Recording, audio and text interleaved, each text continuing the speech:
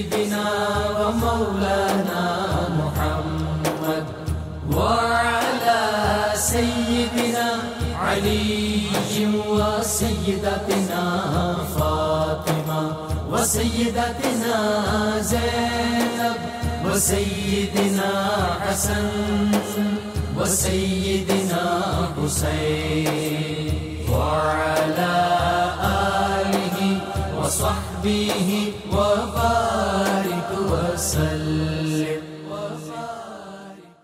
اللهم صل على سيدنا ومولانا محمد صاحب التاج والمعراج والبراق والعلم دافع البلاء والوباء والقحط والمرض والألم اسمه مكتوب مرفوع مشفوع منقوش في اللوح والقلم سيد العرب والعجم اسمه مقدس معطر مطهر منور في البيت والحرم شمس الضحى بدر الدجى صدر العلا نور الهدى كهف الورى مصباح الظلم جميل الشيم شفيع الأمم صاحب الجود والكرم والله عاصمه وجبريل خادمه والبراك مركبه والمعراج سفره وفوق سدرة المنتهى مقامه وقاب قوسين مطلوبه والمطلوب مقصوده والمقصود موجود سيد المرسلين خاتم النبيين شفيع المذنبين أنيس الغريبين رحمة للعالمين راحة العاشقين مراد المشتاقين شمس العارفين سراج السالكين مصباح المقربين محب الفقراء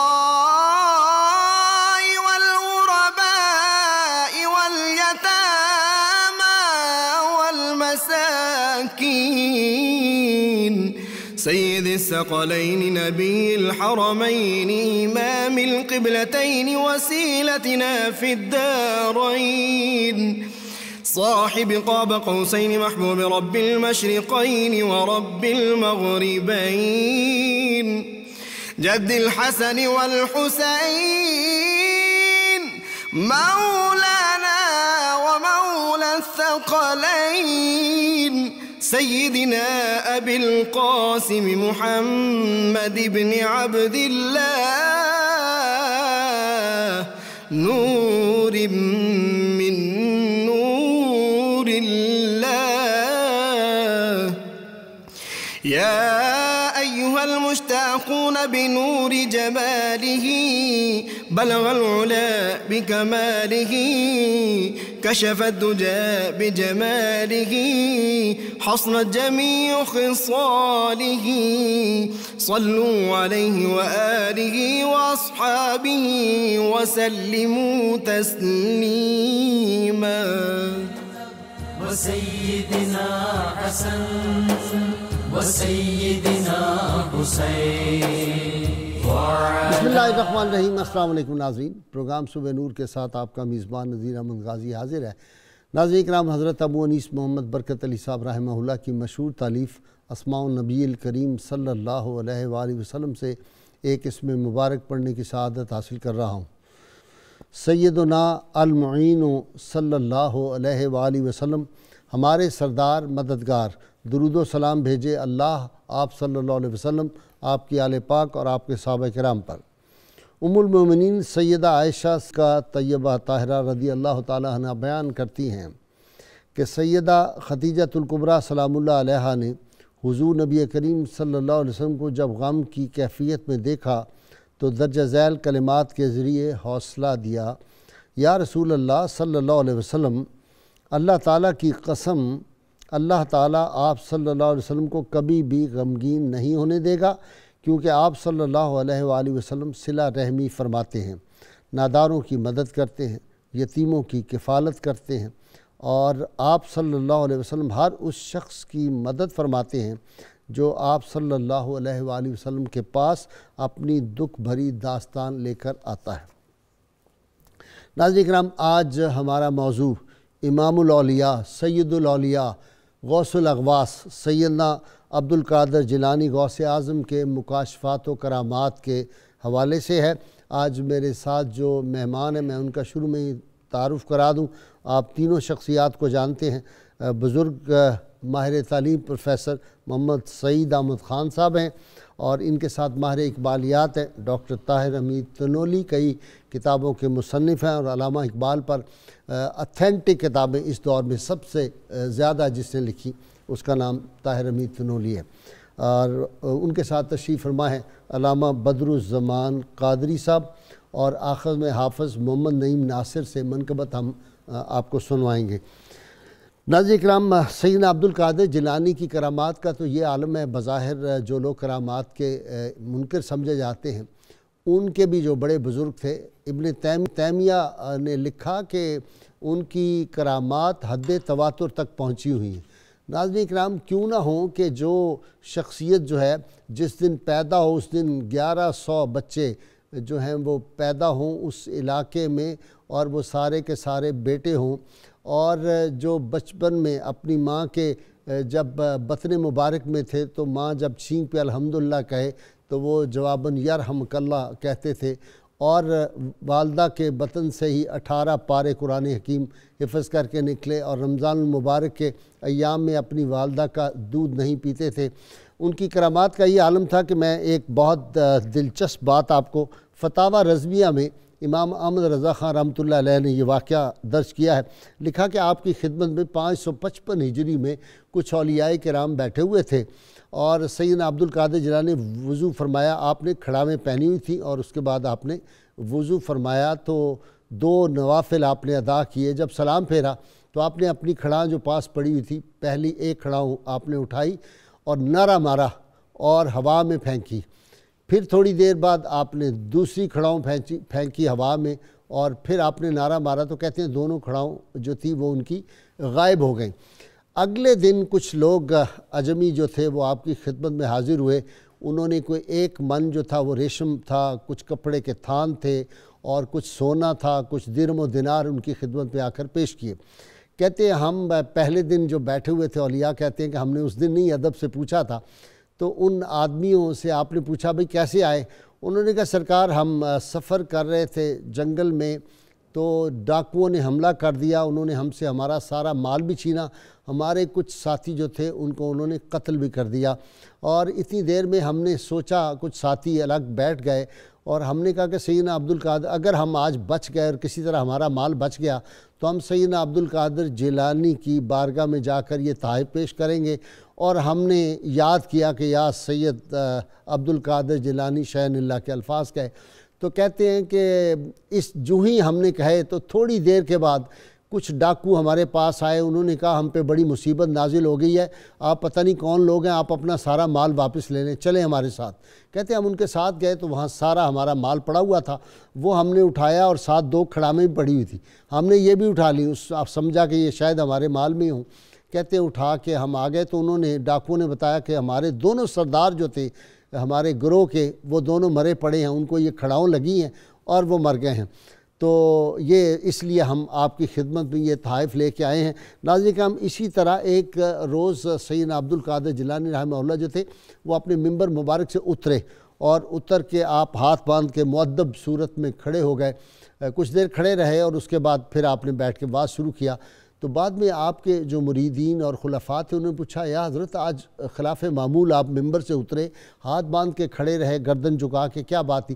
کہنے لگے رحمت کونین صلی اللہ علیہ وسلم کی آمد ہوئی، آپ میرے ممبر شریف پہ تشریف فرما ہوئے تو میں ادب سے حضور صلی اللہ علیہ وسلم کی بارگاہ میں کھڑا رہا، اور اس کے بعد پھر میں جب آپ صلی اللہ علیہ وسلم تشریف لے گئے تو آپ نے مجھے فرمایا کہ ممبر پہ بیٹھ جاؤ۔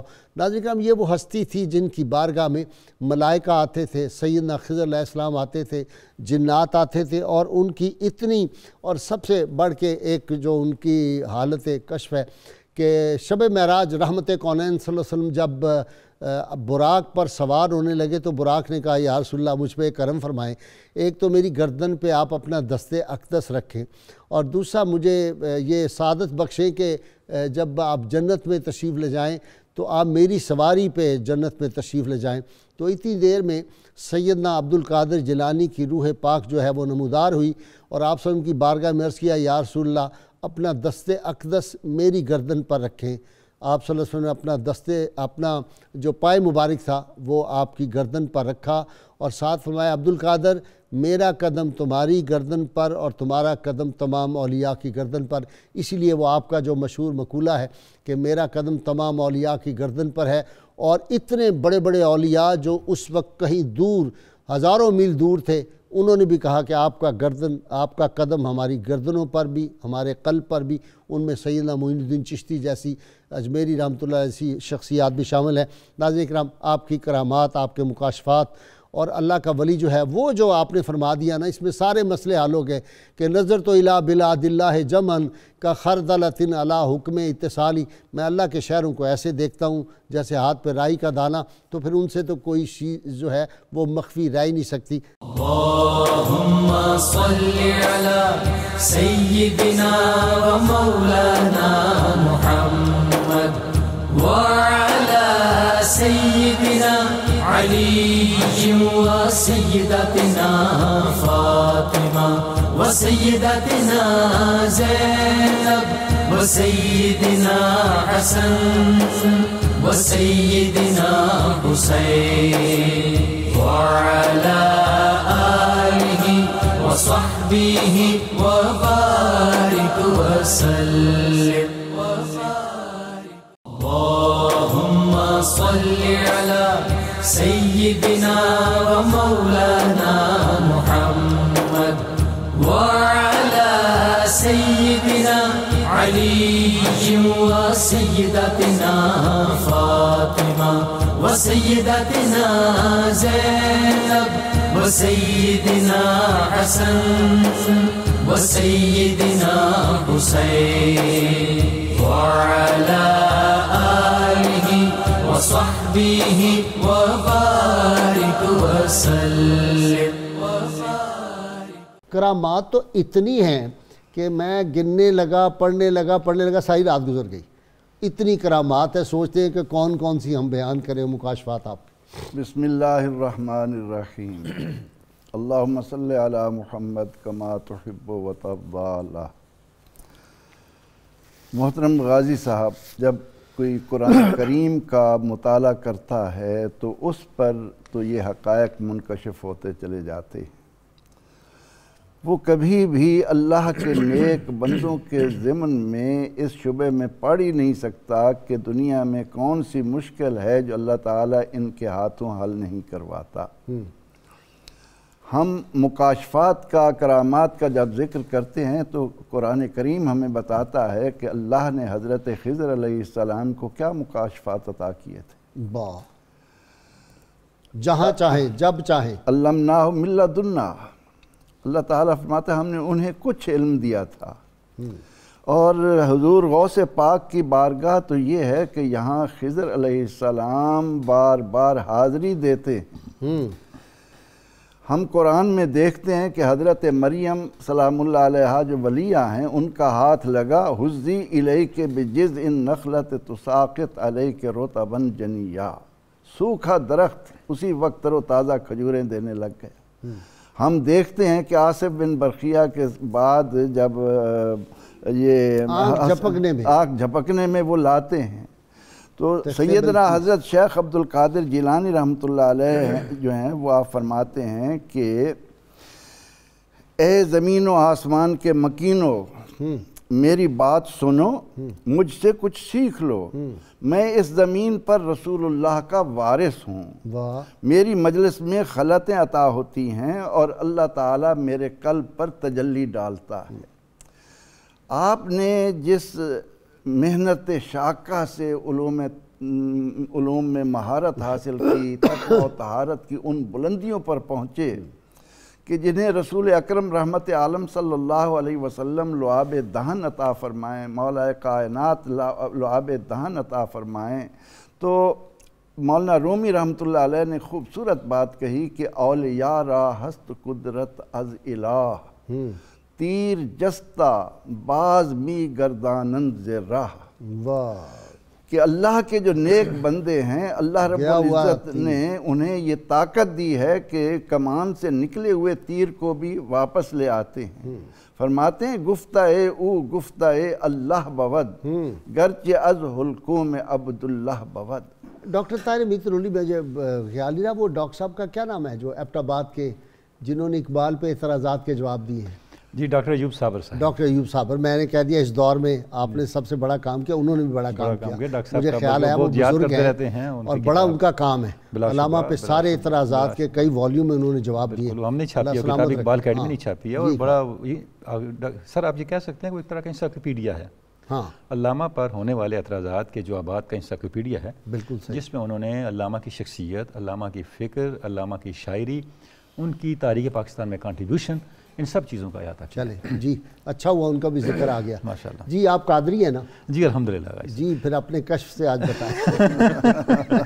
گائز صاحب عرض یہ ہے، جیسے پروفیسر صاحب نے بڑے ہی پیارے انداز سے قرآن مجید سے رہنمائی لیتے ہوئے اس پہ روشنی ڈالی کہ صوفیاء کے اور اہل اللہ کے مکاشفات کیا ہیں۔ گائز صاحب قبلہ، اہل اللہ کے مکاشفات کی اتنی بڑی حیثیت ہے، اتنا بڑا مرتبہ ہے، اگر آپ ان مکاشفات کو دیکھتے ہیں تو پرائمیرلی وہ ہمارے لیے 3 طرح کی اہمیتیں رکھتے ہیں۔ ٹھیک، پہلی بات یہ ہے کہ وہ علوم سے ہمیں متعارف کرواتے ہیں۔ حضور غوث ثقلین فرماتے ہیں کہ العلم یوحظ من افواہ الرجال ولا من الصحف، آپ کا فرمان ہے علم اہل حق کے منہ سے نکلتا ہے، کتابوں سے نہیں نکلتا۔ واہ واہ واہ، وجہ کیا ہے بھائی صاحب؟ وجہ یہ جو کتاب ہوتی ہے یہ علم کا سرچشمہ نہیں ہوتی، یہ علم کی قبر ہوتی ہے۔ اقبال والی بات سناؤ نا کہ کتابوں کے مطالعہ سے ذہن تو روشن ہوتا ہے، قلب نہیں۔ اب غائب صاحب میں نے یہ عرض کیا کہ کتاب علم کا سرچشمہ نہیں ہوتی، علم کی قبر۔ اس کا مطلب یہ آج تک جو آپ کے پاس علم تھا نا وہ آپ نے کتاب میں بند کر دیا۔ جب آپ نے کتاب لکھ دی تو کتاب لکھنے کے وقت تک کا علم اس کے اندر ہے، بس آگے نہیں ہے۔ ٹھیک، آگے علم کہاں سے آئے گا؟ حضور غوث ثقلین فرماتے ہیں کہ یہ اہل حق کے سینوں سے ابلتا ہے واہ واہ، اور ان کے منہ سے نکلتا ہے، پہلی بات۔ اور ظاہر ہے وہ ان کے مکشوفات ہوتے ہیں، ان کے مکاشفات ہوتے ہیں، اور ان کی روحانی واردات اور ان کے مشاہدات ہوتے ہیں، پہلی۔ دوسری بات یہ ہے کہ صوفیاء کے جو مکاشفات ہوتے ہیں غازی صاحب، ان کا تعلق براہ راست ہمارے کردار کی ڈیولپمنٹ کے ساتھ ہوتا ہے۔ آپ ارشاد فرماتے ہیں کہ میرے پاس احوال اس طرح لٹکے ہوتے ہیں جس طرح لوگوں کے گھروں میں کپڑے لٹکے ہوتے ہیں، سبحان اللہ، جس کو چاہوں توکل کا حال دے دوں، واہ واہ، جس کو چاہوں تفویض کا حال دے دوں، صبر کا حال دے دوں، استغنا کا حال دے دوں۔ لوگوں کے قلوب میری ان 2 انگلیوں کے درمیان، چاہو تو ادھر کر دوں، چاہو تو ادھر کر دوں۔ دوسرا یہ معاملہ ہے۔ اور تیسرا جو اس کا بڑا امپورٹنٹ فیکٹر ہے غازی صاحب وہ یہ ہے کہ صوفیاء کے مکاشفات جو ہیں وہ آپ کو زندگی کے معاملات اور زندگی کے احوال کو سدھارنے میں رہنمائی دیتے ہیں۔ واہ، اب یہ کیسے ہوتا ہے؟ اب دیکھیں حدیث مبارکہ ہے، آپ صلی اللہ علیہ وسلم نے ارشاد فرمایا حسنوا اموالکم بالزکوٰۃ، اپنے مال کو زکوٰۃ سے محفوظ کر لو۔ داؤ امراضکم بالصدقہ، اپنی بیماریوں کا علاج صدقے سے کرو۔ واستقبلوا امواج البلایا بالدعاء والتضرع، اور جب تم پہ مصیبتوں کی لہریں آ جائیں ان کا سامنا میری بارگاہ میں دعا اور آہوزاری سے کرو۔ واہ واہ، یعنی یہ جو مصائب و آلام ہوتے ہیں غازی صاحب، یہ احوال ہوتے ہیں پرائمریلی، یہ کیفیات ہوتی ہیں۔ جب یہاں پہ مسلط ہو جاتی ہیں تو ہم ان کے اندر کیپچر ہو کے باقی سب کچھ بھول جاتے ہیں، ان کے ماتحت آ جاتے ہیں۔ صوفیاء کیا کرتے ہیں؟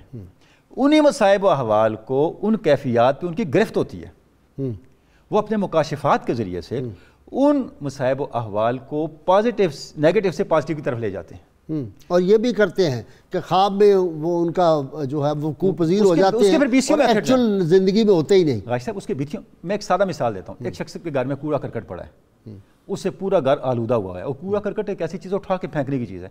ایک ماہر بندہ آتا ہے اسی کوڑے کرکٹ کو اٹھا کے ریسائیکل بن میں ڈالتا ہے اور اسے بڑی خوبصورت سی چیز بنا کے نکال دیتا ہے. واہ یہ صوفی ہے. واہ. صوفی انسان کی زندگی کے مصائب و آلام کو اٹھاتا ہے اور اسے اس شخص کی اسٹرینتھ بنا دیتا ہے. اور غازی صاحب اس پہ جتنے صوفیاء ہیں قرون اولیٰ کے بعد سر فہرست حضور غوث ثقلین ہے. صحیح. آپ کا وہ منصب ہے, وہ مقام ہے. میں ایک آپ کا فرمان آپ کے سامنے پڑھنا چاہوں گا. آپ فرماتے ہیں بڑے سیانے ہو تم, کیسا فکرہ کہا ہے قرون اولیٰ کے بعد. بڑا محتاط فکر ہے, بڑا محتاط فکر ہے, بڑا محتاط. غازی صاحب یہ اس کے بغیر تو بات ہی نہیں بنتی. اچھا غازی صاحب میں یہ عرض کرنا چاہ رہا ہوں, حضور غوث ثقلین فرماتے ہیں اللہم انت الفاعل المنزہ عن کل الآفات. ہے اللہ تو ہر آفت سے پاک ہے, تو ان سے بالا تر ہے. وَيَا مَخْلُوقَةٌ وَمُزَلَّلَةٌ تَحْتَ قُدْرَتِكَ. جتنی آفتیں ہیں میرے اللہ یہ تیری قدرت کے ماتحت ہیں, تیرے سامنے حقیر ہیں, تیرے دار اختیار میں ہیں. تو سلطھا علی من اردت بها علی حسب اقتداء الوہیتک و حکمتک. تو جس پہ چاہے اپنی حکمت اور اپنی قدرت الوہیت کے تحت ان مصائب کو مسلط فرماتا ہے. میرے لیے کیا قادری صاحب آپ کی طرف آتا ہوں. بڑا ہم امام احمد بن حنبل کے مزار پہ جاتے ہیں, سیدنا عبد القادر, وہ باہر نکل آتے ہیں اور آ کے فرماتے ہیں کہ ویسے فقہ میں تو میں تمہارا امام ہوں لیکن طریقت اور حقیقت میں تمہارا محتاج ہوں. سبحان اللہ. کیا بات ہے. یہ ویسا میں جو بنیادی چیز اس وقت آپ کے سامنے عرض کرنا چاہتا ہوں وہ یہ ہے کہ عصر حاضر میں اس وقت جو سب سے اشد ضرورت ہے وہ عامت الناس کو آگاہی دینے کی ہے کہ معجزہ کیا ہے, کرامت کیا ہے, استدراج کیا ہے اور جادو فراڈ کیا ہے, اور فراڈ اور یہ جادو کیا ہے. اب اس قدر عوام کی آنکھوں کے آگے پردہ آ چکا ہے کہ انہیں جال سازی, شعبدہ بازی اور کرامت کا فرق بھی انہیں نہیں معلوم.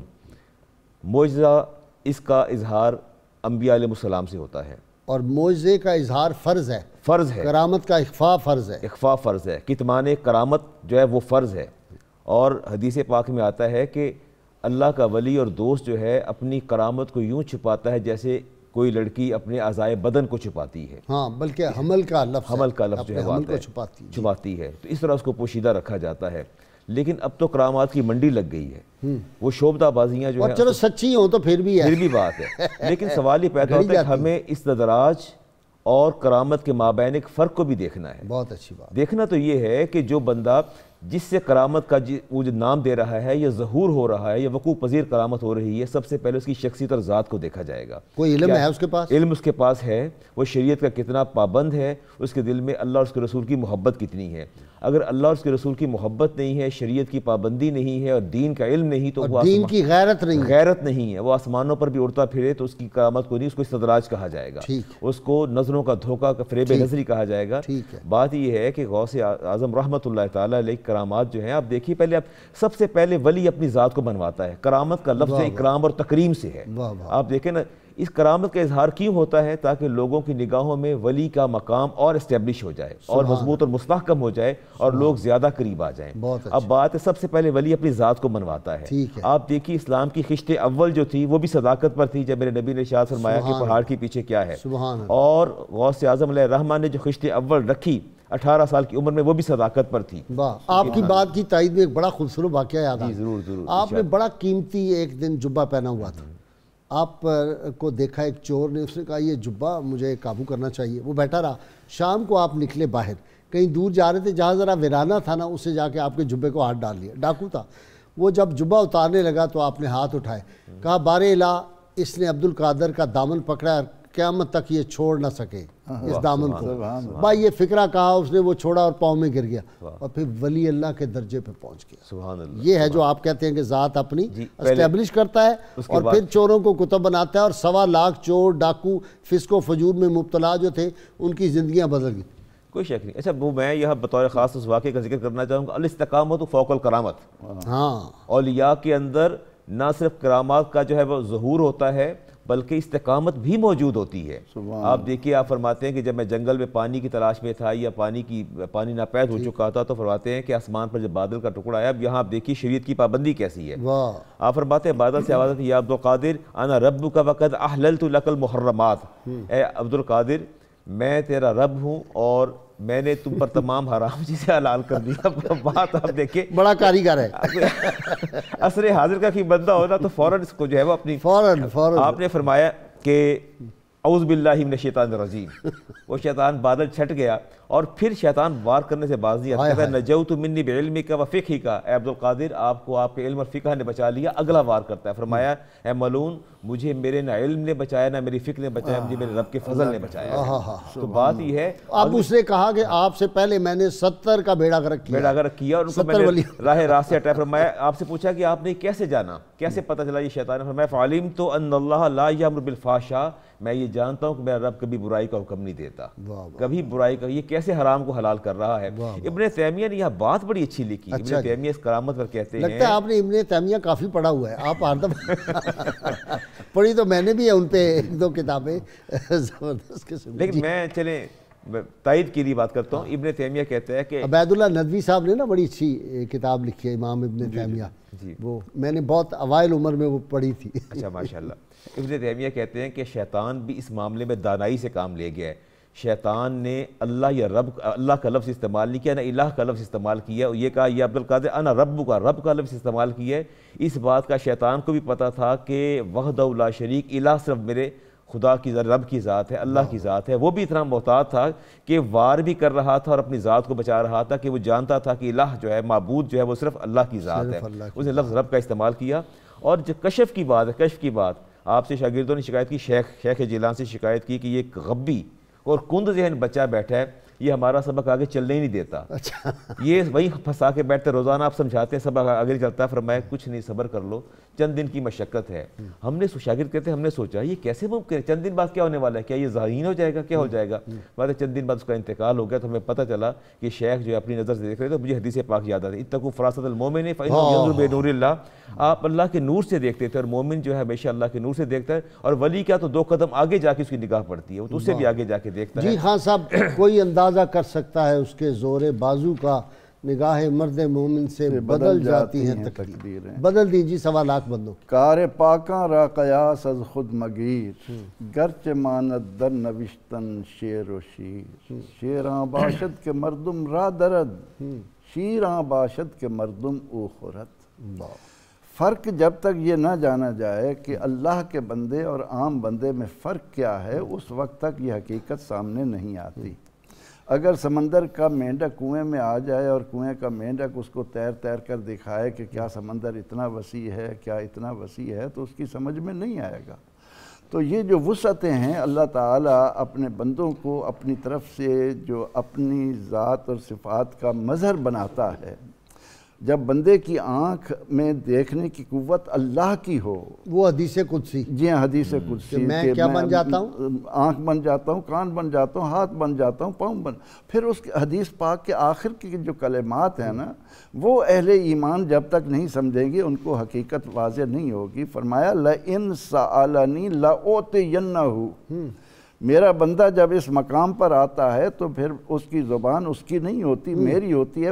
اللہم صلی علی سیدنا و مولانا محمد وعلی سیدنا علی و سیدتنا فاطمہ و سیدتنا زینب و سیدنا حسن و سیدنا حسین وعلی آلہ وصحبہ وبارک وسلم. اللہم صلی علی سیدنا و مولانا محمد وعلی سیدنا علی و سیدتنا فاطمہ و سیدتنا زینب و سیدنا حسن و سیدنا حسین وعلی آلہ وصحبہ وبارک وسلم. جی ڈاکٹر صاحب آپ کی طرف آ جاتا ہوں. سیدنا عبد القادر جیلانی کی کرامات تو انسائکلوپیڈیا بھرے پڑے ہیں جی. اور دیکھیں نا, اس کو سمجھنے کے لیے جیسے ابھی پروفیسر نے فرمایا بھی جب اللہ تعالیٰ ان ایک ولی کامل کے ہاتھ بن جاتا ہے، اس کی آنکھ بن جاتا ہے، تو پھر تو یہ سارے اس کے لیے کھلونے بن جاتی ہیں باتیں، سمجھنے کی بات ہے۔ جی گائی صاحب بالکل آپ درست فرما رہے ہیں، چونکہ حضور غوث ثقلین کو اللہ رب العزت نے وہ بلند تر مقام عطا کیا تقویٰ کا، صالحیت کا اور اپنی قربت کا، کہ کائنات کی تسخیر آپ کے سامنے تو ایک جس طرح کہتے ہیں نا فطری عمل کے طور پہ ہو گئی، اور آپ کا ہر عمل ہی ایک یعنی آپ کی مجلس کے اندر، آپ کے معمولات کے اندر شب و روز لوگ ان چیزوں کا مشاہدہ کرتے تھے، اس لیے ان لوگوں نے بھی آپ کی کرامات کے تواتر کو مانا جو عام طور پہ اولیاء کی کرامات کو نہیں مانتے۔ تو یہ تو کبھی ڈیبیٹ رہا ہی نہیں کہ حضور غوث ثقلین کی کرامات کا وجود ہے یا نہیں، یا مکاشفات جیسے جو لوح محفوظ پہ جن کی نظر ہو، جیسے ابھی آپ نے ایک کوسچن بھی آیا تھا وہ کشتی والا معاملہ، تو اس طرح کی چیزیں آپ کی حیات پاک میں ہمیں ملتی ہیں۔ حضور قدرۃ الاولیاء سید طاہر علاء الدین علیہ الرحمہ نے اپنی حیات پاک میں خود ایک کتاب چھپائی تھی مناقب غوثیہ کے نام سے۔ اچھا، ابھی یہ ذکر آیا تو مجھے کتاب کا ذکر ہے، اس کے اندر وہ تفصیل کے ساتھ وہ کرامت موجود ہے کہ اس طرح کشتی ڈوب گئی اور اس کے بعد وہ آپ کی کرامت اور آپ کی دعا سے اللہ رب العزت نے اس کو دوبارہ کیا۔ اچھا غازی صاحب دیکھیں یہ سارے کا سارا آپ کو قرآن مجید میں اس کا حضرت ایوب علیہ السلام دیکھیں کہ ایوب علیہ السلام جب اتنے بڑے مشکلات سے گزرے، تکالیف سے گزرے، تو کیا ہوا، سارا خاندان چھوڑ گیا، کچھ بھی ان کے پاس نہیں بچا، لیکن جب اللہ رب العزت کی طرف سے وہ ابتلا کا زمانہ ختم ہوا تو سب کچھ اللہ نے لوٹایا۔ وَآتَيْنَاهُ أَهْلَهُ وَمِثْلَهُ مَعَهُمْ رَحْمَةً مِّنْ عِندِنَا وَذِكْرَىٰ لِأُولِي الْأَلْبَابِ، اور دوسری جگہ فرمایا وَذِكْرَىٰ لِلْعَابِدِينَ، دو جگہ پہ قرآن مجید نے اس واقعے کو ریپیٹ کیا، اور اس کا تعلق آج ہمارے موضوع کے ساتھ ہے۔ ایک جگہ جہاں پہ سورہ سواد میں اس واقعے کو ریپیٹ کیا کہ ہم نے ایوب کو سب کچھ دے دیا دوبارہ، اور اس میں عقل والوں کے لیے نصیحت ہے، یہ راستہ ہے مکاشفات کا۔ اور سورہ انبیاء میں فرمایا ہم نے سب وہی آیت ہے، سب کچھ ایوب کو دوبارہ لوٹا دیا، ذالک ذکر للعابدین، یہ راستہ ہے کرامات کا۔ اور حیران کن بات ہے آج کا ہمارا موضوع حضرت ایوب علیہ السلام کے حیات پاک کے دو معاملات سے جڑا ہوا ہے۔ بھئی اصحاب کاف کتنے عرصے کے بعد ایسا ہی ہے، زندہ ہوتے ہیں، ایسا ہی ہے۔ تو وہ جو کرامت ہے، اصل تو بات یہ ہے کہ رب تعالیٰ کی قدرت، یہ اللہ تعالیٰ کی قدرت، اللہ تعالیٰ کی دی ہوئی طاقت ہے جو اولیاء استعمال کرتے ہیں۔ کم بِإِذْنِ اللہ کہتے ہیں نا، ایسا ہی ہے، وہ اللہ کے عزت سے کہتے ہیں، اللہ کے حکم سے، اللہ کی طاقت سے۔ اب دیکھیں جو حضور غوث ثقلین کے مکاشفات ہیں وہ آپ کی کرامات کی بنیاد بھی ہیں اور آپ کی کرامات کی تفہیم کا راستہ بھی دیتے ہیں۔ اچھا یہاں یہ ذکر میں کرنا چاہوں گا کہ آپ کے مکاشفات رسالہ غوث اعظم کے نام سے ہمیشہ اولیاء کرام کے درمیان درس کا موضوع رہے، تحقیق کا موضوع رہے۔ یہاں ہندوستان کے اندر بھی بڑے بڑے اولیاء نے اس کی شروحات لکھیں، اس کا درس دیا، اس کا تذکرہ کیا۔ جب آپ اس میں غازی صاحب دیکھتے ہیں اس میں ایسے ایسے آپ کے مکاشفات ہیں، مثلا آپ فرماتے ہیں میں نے پوچھا اللہ رب العزت معراج کیا ہوتی ہے، تو مجھے جواب یہ ملا قال هو العروج عن كل شيء سوائی وکمال المعراج ما زاغ البصر وما طغى۔ سبحان اللہ، کہ جب میں نے پوچھا اے میرے رب مجھے معراج کی حقیقت عطا کی جائے، تو ارشاد ہوا اے میرے بندے معراج میرے سوا ہر چیز سے اٹھ جانا ہے، اور اس درجے پہ جا پہنچنا ہے ما زاغ البصر وما طغى کہ آپ کی نگاہ اللہ کی ذات کے علاوہ کہیں ٹھہرے ہی نہ، فلاں فی اللہ کی منزل یہی ہے۔ علامہ نے کہا نا کہ مرد مومن دار نہ سازت الصفات، کہ مصطفیٰ راضی نہ شد الا بذات، کہ آپ صلی اللہ علیہ وسلم کی سنت کیا ہے، آپ صلی اللہ علیہ وسلم صفات پہ نہیں رکے، آپ صلی اللہ علیہ وسلم ذات تک پہنچے۔ معراج یہ ہے کہ انسان اس حد تک اٹھے کہ سب کچھ نیچے رہ جائے۔ تو جب آپ ذات حق تک پہنچتے ہیں تو کائنات کی پھر آپ کے سامنے کیا حیثیت ہے، کائنات کے تصویر کی کیا حیثیت ہے، پھر واقعی ہتھیلی پہ سب کچھ دیکھ۔ آپ فرماتے ہیں کہ میں نے پوچھا ہے میرے رب علم کیا ہے، کہا میں نے کہتے ہیں میں نے آپ رب کریم سے پوچھا علم العلم کیا ہے، مجھے اس کی حقیقت عطا کی جائے۔ فرماتے ہیں ارشاد ہوا قال علم العلم هو الجهل عن العلم، کتنی بڑی بات ہے۔ مجھے جواب یہ ملا کہ اے میرے بندے علم العلم علم کے سے جاہل ہونے کے ادراک کا نام ہے۔ اس کا مطلب کہ حضرت سیدنا ابوبکر صدیق نے فرمایا الادراک العجز عن درک الادراک ادراک، کہ جب انسان کو یہ احساس ہو جائے کہ میرے پاس علم نہیں ہے تو اس کے علم کے سفر کا آغاز ہو جاتا ہے۔ بھائی مولانا عبدالسلام نیازی رحمۃ اللہ علیہ دہلوی کیا فرماتے تھے کہ ان کا علم کی پہچان کیا ہے کہ انسان کو اپنی جہالت کا علم ہو جائے۔ اب یہ جو چیز ہے علم حاصل کرنے کا مقصد یہ ہے۔ اب اس سے اب یہ فرمان کتنی اپنے اندر ایک بتے رکھتا ہے، یعنی جس کو یہ فرمان سمجھ آ گیا وہ تو کبھی علم کے تکبر میں مبتلا ہی نہیں ہو سکتا، نہیں اس کو کبھی علم کا زوم ہی نہیں ہو سکتا، اس کے علم کا کبھی سفر ختم نہیں ہو سکتا۔ اتنا سا لگتا ہے جتنا پڑھتا جاتا ہے لگتا ہے اور کم ہو گیا ہے، بجائے اس کے زیادہ ہونے کے بڑھنے کی علامت یہ ہے پستا کا دونے کی جائے۔ آپ کی طرف آ رہا ہوں جی، اصل میں آپ دیکھیے کرامات کا بنیادی مقصد کیا ہے؟ اولیاء کی کرامات کا بنیادی مقصد تقویت دین اور محافظت دین ہے کہ دین کو اللہ سے جوڑنا، رب یہ ہے، اللہ سے جوڑ دیا جائے. اور اس میں کوئی شک نہیں. آپ دیکھیے کہ کشف کیسے ہوتا ہے. امام یحییٰ بن نجاح الادیب جو ہیں، آپ فرماتے ہیں کہ میں نے سوچا کہ میں غوث اعظم کی مجلس میں جاتا ہوں اور دیکھتا ہوں کہ کتنے اشعار پڑھتے ہیں، کتنے استعارے، کتنی تشبیہات استعمال کرتے ہیں. تو کہتے ہیں میں جا کے وہاں پہنچا اور میں نے سوچا انگلیوں پر اگر میں نے کاؤنٹنگ کی تو خطرہ ہے کہ بھول نہ جاؤں، میں دھاگا ساتھ لے گیا. اور جب وہ کوئی شعر پڑھتے اپنی بات کی چادر کے اندر چادر کے دھاگا چھپا کے رکھا اور میں گانٹھ دے دیتا تھا. فرماتے اچانک میرے طرف دیکھ کے مخاطب ہوئے فرمایا کہ یحییٰ بن نجاح گرہ لگا رہے ہاں تم گرہ لگا، انا احل وانت توقد، میں گرہ کھول رہا ہوں اور تم اس کو لگائے چلے جا رہے ہو. فرماتے ہیں میں گرہ علم کی کھول رہا ہوں، معرفت کی کھول رہا ہوں، تم لگاتے جا رہے ہو. کہتے ہیں میں اٹھ کے جا کے قدموں میں گر گیا کہ میں خرد کی گتھیاں سلجھا رہا ہوں اور تم الجھانے کے چکر میں ہو.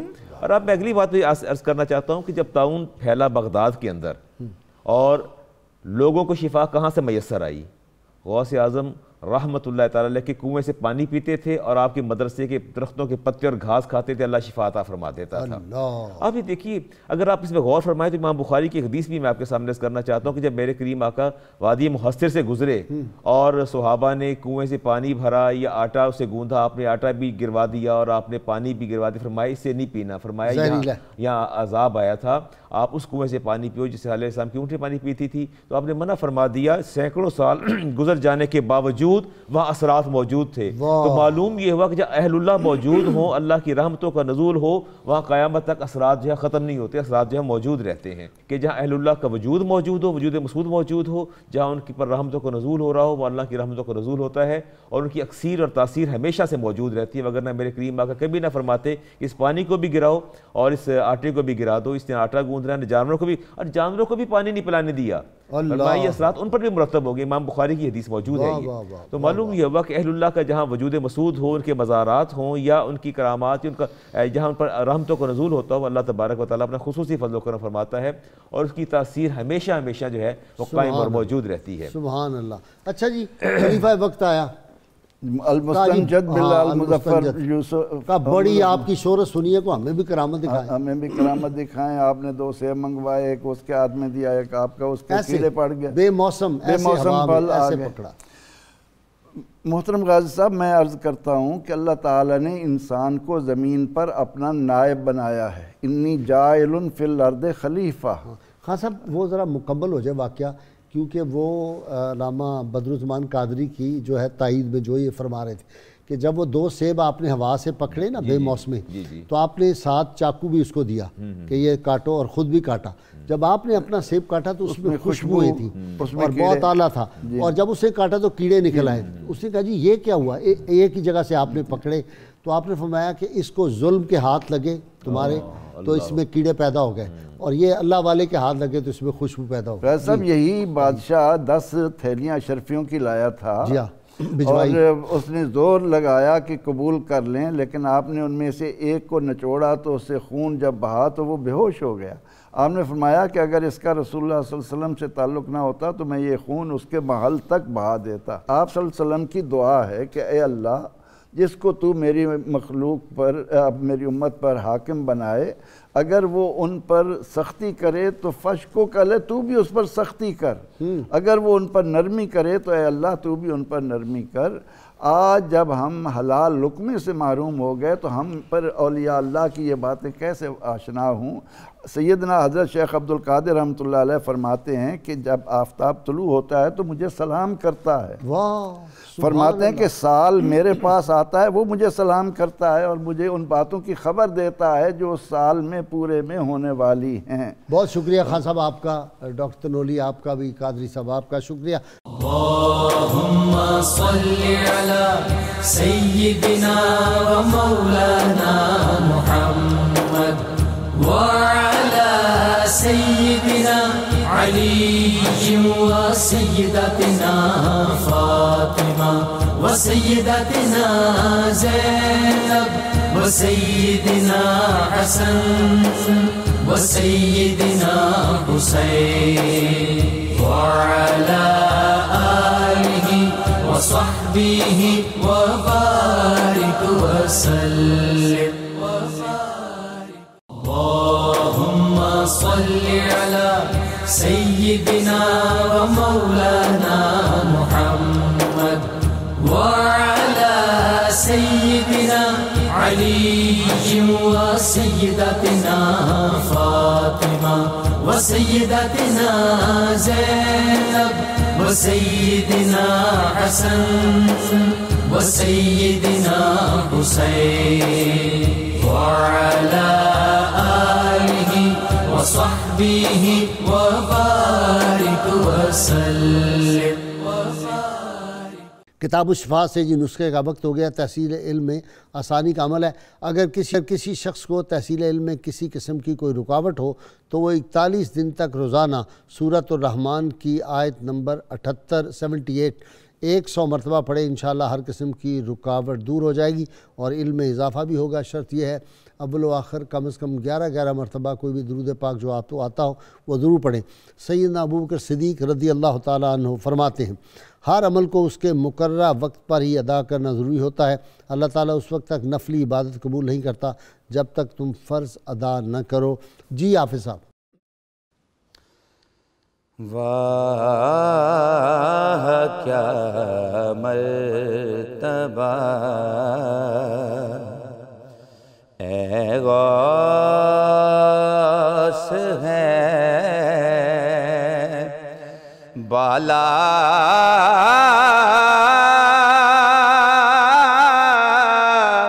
تیرا کہ اونچے اونچوں کے سروں سے قدم اعلیٰ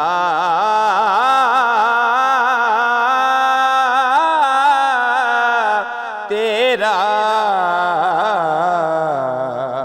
واہ کیا مرتبہ سربلا کیا کوئی جانے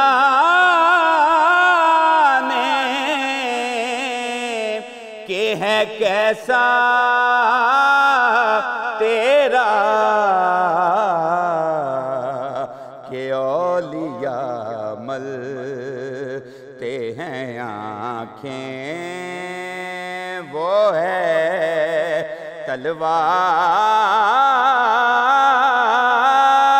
تلوار تیرا واہ کیا مرتبہ اور کیا دبے جس پہ حمایت کا ہو پنجہ تیرا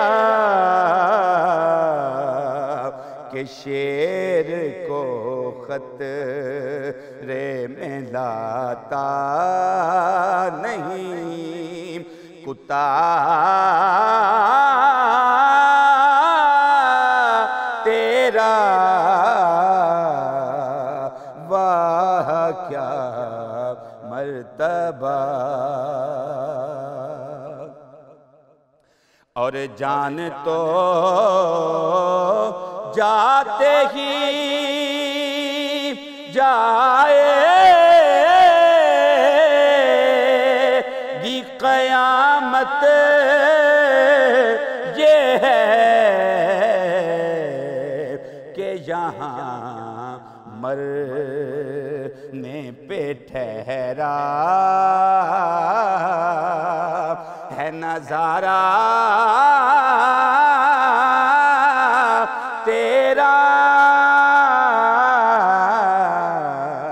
واہ کیا مرتبہ اور اس نشانی کے جو سگ ہیں نہیں مارے جاتے حشر تک میرے گلے میں رہے یہ پٹا تیرا واہ کیا مرتبہ اللہم صلی علی سیدنا و مولانا محمد وعلى سيدنا علي وسيدتنا فاطمة وسيدتنا زينب وسيدنا حسن وسيدنا حسين وعلى آله وصحبه وبارك